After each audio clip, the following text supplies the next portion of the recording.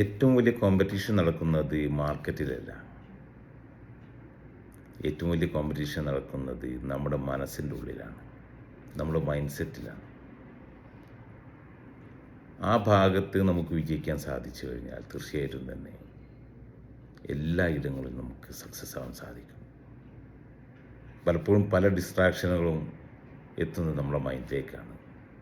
പലതും നാം പ്ലാൻ ചെയ്യുന്നുണ്ട്, പക്ഷേ നമുക്ക് അവിടെ എത്തിച്ചേരുവാൻ നമുക്ക് സാധിക്കുന്നില്ല. കാരണം നമ്മുടെ ദിവസങ്ങളെല്ലാം തന്നെ അൺപ്ലാൻഡ് ആയിട്ടാണ് മുന്നോട്ടേക്ക് പോയിക്കൊണ്ടിരിക്കുന്നത്.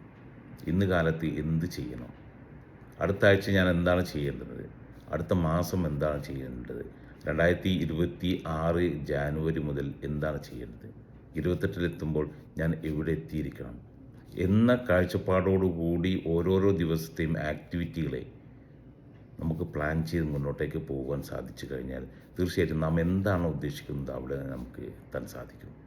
അതല്ല എങ്കിൽ നാം എവിടെയും എത്തില്ല. കൃത്യമായ ഫോക്കസോടുകൂടി മുന്നോട്ടേക്ക് പോകുവാൻ നമുക്ക് സാധിച്ചാൽ മാത്രമേ നാം ഉദ്ദേശിക്കുന്ന ലക്ഷ്യങ്ങളിൽ നമുക്ക് എത്തിച്ചേരുവാൻ സാധിക്കൂ.